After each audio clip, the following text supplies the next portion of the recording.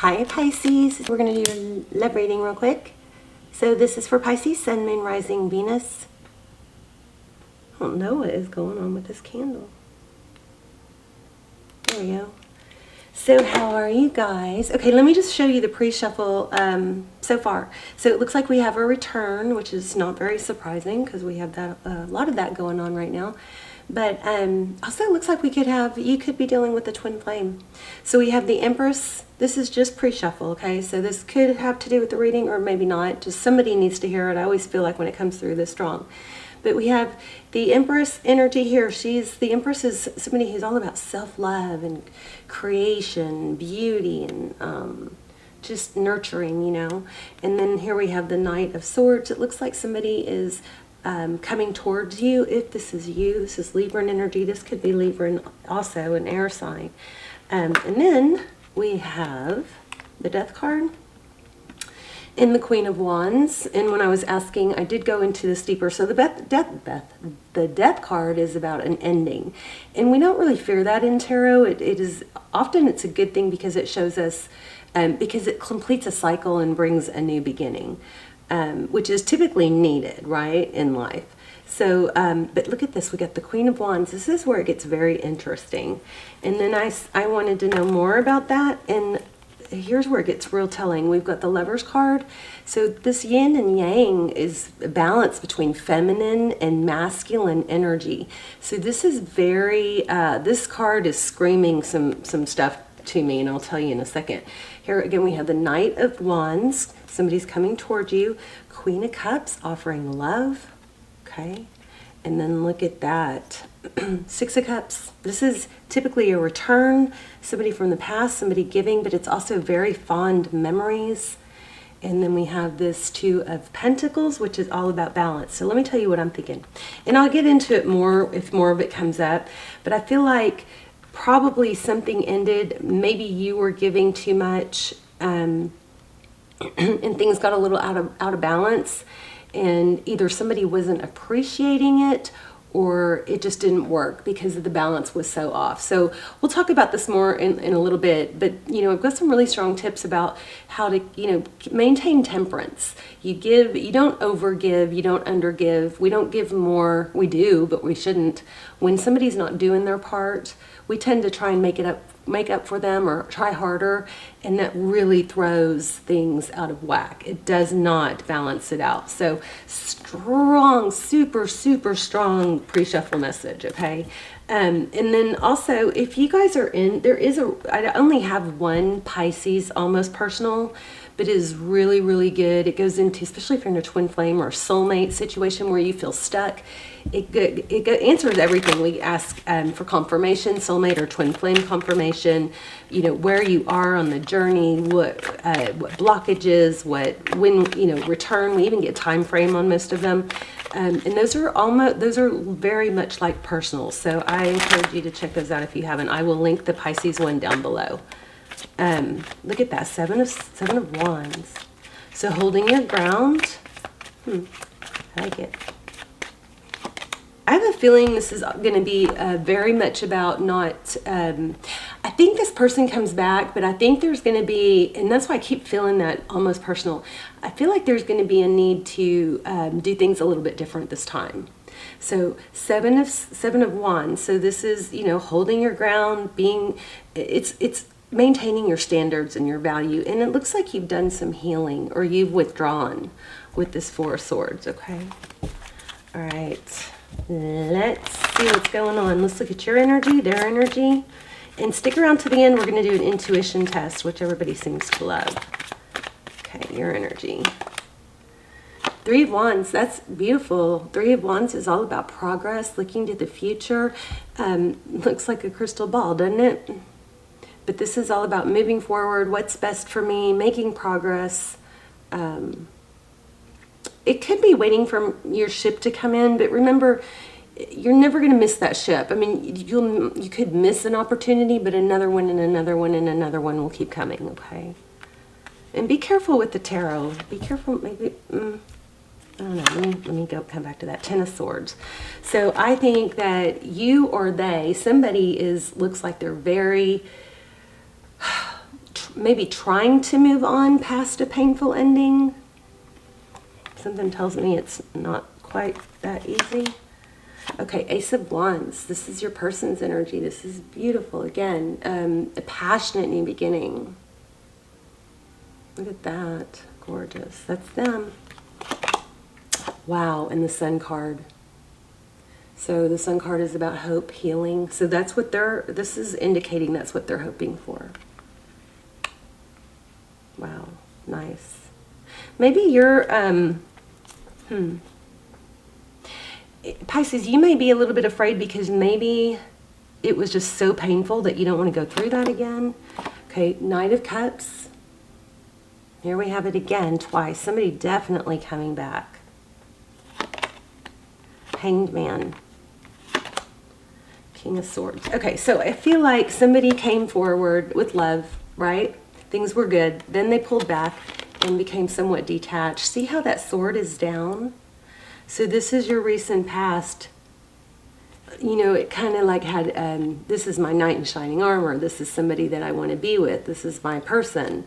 But then the Hangman is holding back. I mean, it could be Pisces energy, could be. But the good thing about the Hangman is, you know, he is looking to see things. Look how beautiful these cards are. He is looking to see things in a different light. Gorgeous. So that's recent past. Let's look at future. And there he is again, coming back. Strong return energy here. Five of Cups. Ooh, sadness. So this person is really focused on what they lost. Or you are. The roles could be reversed. Here's Eight of Wands. Communications coming. And bottom of the deck, communication. And remember when I said temperance? So this is my cue. I need to tell you guys my theory or what I think is happening or that needs to be done differently. So Four of Pentacles, that's fear of lack. That's fear of losing out. Somebody I think is going to communicate that to you. And I'm going to put that there so we don't forget it. So communication coming, something probably about, and this is happening a lot, something probably about, you know, not able to let go.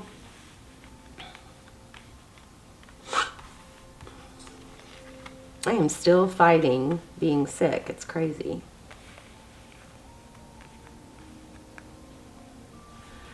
Okay, let's start clarifying Seven of Swords. Looks like there was some deception. Seven of Swords sometimes can be avoidance. Wow, the Emperor. Now you have Emperor, Empress. Oh my gosh. Okay, strong twin flame. So, or soulmate. So again, I'll link that down below. Now remember, if it is a twin flame, that explains why it's so hard to let go. But doesn't mean you're supposed to be with somebody that you're not happy with. If they're not in a mature place or if they're not ready to commit or you know, do things the right way, then you're not supposed to sit around and wait for them. That actually might be part of your lesson. Wow. Okay, that's Lucy in the background trying to make a bed. Sorry. So Judgment, again, strong return energy. This is, typically it's can we try again? And some of you might be dealing with an Aries. Looks like there could be some control.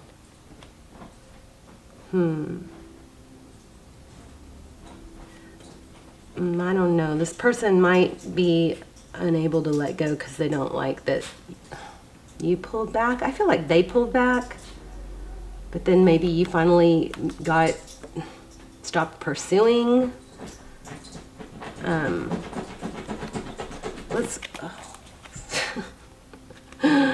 What are you gonna do? That's Lucy trying to, like, you know, make a bed on the bed. Okay, so how does this person view Pisces?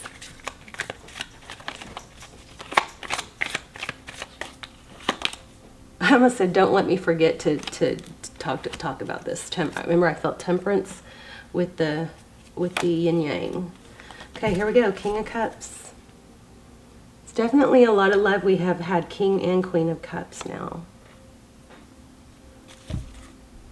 How do they feel about you? They have a lot of love. How do they view the situation?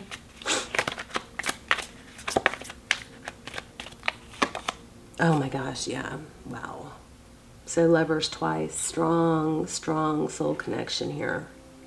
And there's that Two of Pentacles. So here's what I feel. This is what I was getting really strong in the pre-shuffle. So what I think's happening, and you know, this might not be your story, but this still could be good information for, you know, next time or whoever you're dealing with. So, you know, sometimes when we get really excited about somebody, a relationship or being with somebody, we might over communicate or make ourselves, you know, a little bit too available. And some of you are going to criticize that and say, no, it should be that way. It's just human nature to not appreciate what comes easy.